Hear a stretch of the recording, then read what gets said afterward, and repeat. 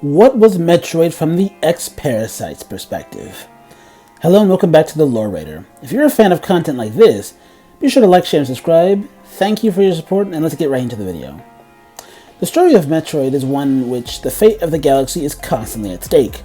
Galactic wars and bioweapon crises and more are a constant threat to the common people of the galaxy. But what was Metroid like for the Parasites?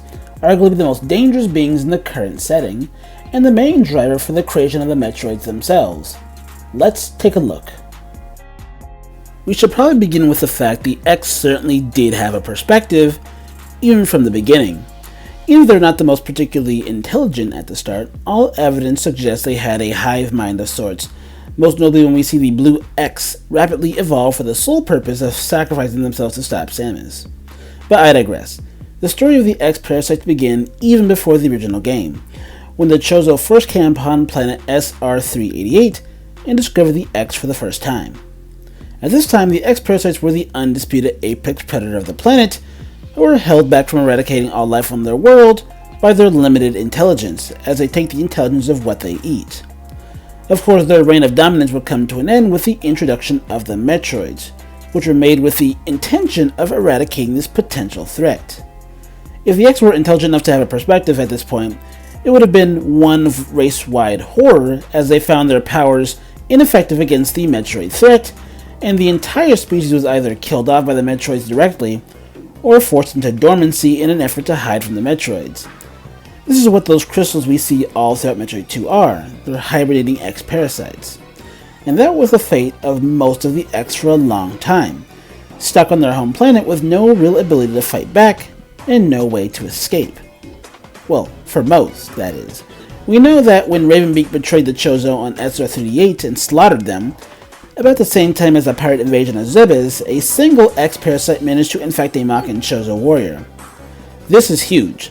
The X suddenly gained a huge boost in intelligence, self-awareness, and credit to that particular X, it understood that mass infecting the other Chozo wasn't a good idea. It had to get off-world. We know what happens next. That single infected Chozo snuck onto planet ZDR before revealing itself and launching a massive infestation of the planet. We know that this first infestation of ZDR ended in the Sealing of Elin, a quarantine zone for the X that wiped out most of the Chozo on the planet that had no hope of escaping. The rebellion was halted and they were destined for slow starvation, it would seem. Meanwhile, we also know most of the X on SR38 weren't even conscious for the majority of the series.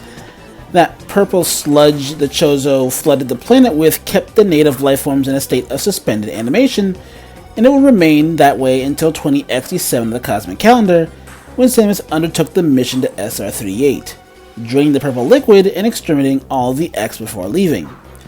This was huge. The Parasites' only threat, the Chozo and Metroids, were gone from the planet, and the X resumed getting their numbers back to healthy levels, but were otherwise isolated from galactic events.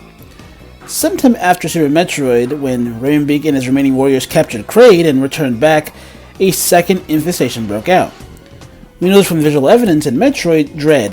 The goopy X zombies are a result of when X have sucked all the nutrients out of a host over long years.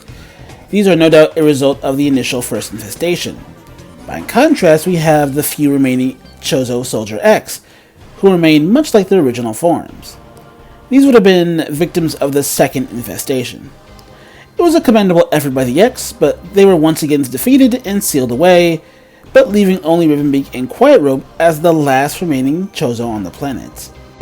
In the 8 years between Super Metroid and Metroid Fusion, galactic events flew by the X, but an opportunity would arise when what remained of the corrupt ringleaders commissioned the creation of the brand new BSL station orbiting SR388. Samus would lead a team of Federation researchers in scouting the planet, and we know what happens next. One has to wonder if the X remembered Samus from her visit in Metroid 2. They attacked none of the other team members except Samus, and no doubt the X would have remembered her as a powerful warrior they could use. By this point, the X's attempt on Samus' life is a bit hit or miss. Samus, being, well, Samus, hung on a lot longer than anticipated and managed to get treatment, but not before her armor was carved off and sent to the BSL station, creating the SAX.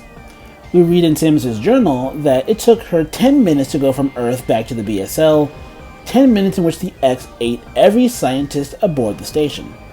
But alas, bad news.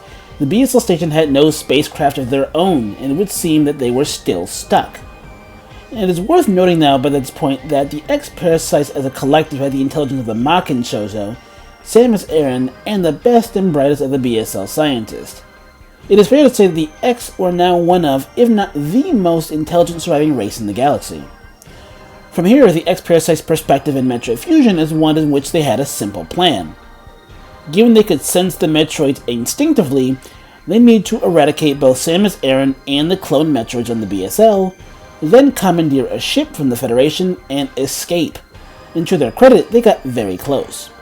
The SEX got close to cornering Samus a number of times, rapidly evolved the Ice X to hamper Samus, and when it became clear the Federation would be interested in capturing them, which was a good thing, they were pragmatic enough to attempt to trade with their enemy. First by trading all their BSL population by nearly blowing up the station altogether, and failing that, later trading a single SAX to blow up the secret Metroid breeding lab, a great X victory. We really must give them credit. The X-Parasites plan nearly succeeded, if not for Samus managing to trigger the self-destruct system, and worse yet, an Omega Metroid was loose. For a brief moment it looked as if the X could pull a win. Samus was groveling at their mercy and they had the weaponry to attack the Omega Metroid. But that SAX was too weakened from its last fight with Samus. We don't know why the SAX chose to give itself up to Samus, but given we just established their collective intelligence, it is possible they calculated Samus may yet still free them on ZDR for another try at freedom. They should have had some of that Chozo precognition after all. Whatever the case, SR3D8 is destroyed and sometime later Samus does indeed go to ZDR and free the X-Parasites, and they do not waste any time. Ravenbeak has no warriors left to oppose them, and they rapidly take over the entire planet, including what remains of Kraid, the corpse of Quiet Robe, and at last, even Ravenbeak. A particularly powerful purple X, which had devoured both Kraid and Experiment Z57, also infected a vulnerable Ravenbeak, ending the life of their jailer and making an attempt on Samus' life, both in an attempt to kill her, but no doubt to buy time for some of them to commandeer Chozo ships and get off-world. For the X, it must seem like game over. They won. They escaped. So it makes one wonder why Quiet Robe X spared Samus at the end. Perhaps they desired to keep an evolutionary stressor around. Perhaps it was to thank her for her role in freeing them. Or perhaps there are yet more hidden pockets of clone Metroids they want help removing. Who can really say? So at the end of the day, what was Metroid like for the X-Parasites? While I doubt most of you ever saw them in this light, the X are the greatest victims in this story. They had minded their own business as a species for millennia, and the Chozo decided they deserved to be killed off. They were then blessed or cursed with intelligence and sat back as time and again they were either locked away or destroyed, even losing their entire homeworld because of this. Whilst they are dangerous, one cannot help but see the X acting entirely in self-defense, and yet, depending on how you read their actions, at the end of both Fusion and Dread, may have been capable of a type of mercy or pity. Not only for others, but for themselves, as time and again many of them were willing to sacrifice themselves for the species. A noble trait, even. That's all I got for today. You know how I leave you. As always, be safe, be wise, and please pray for a true peace in space. Take care.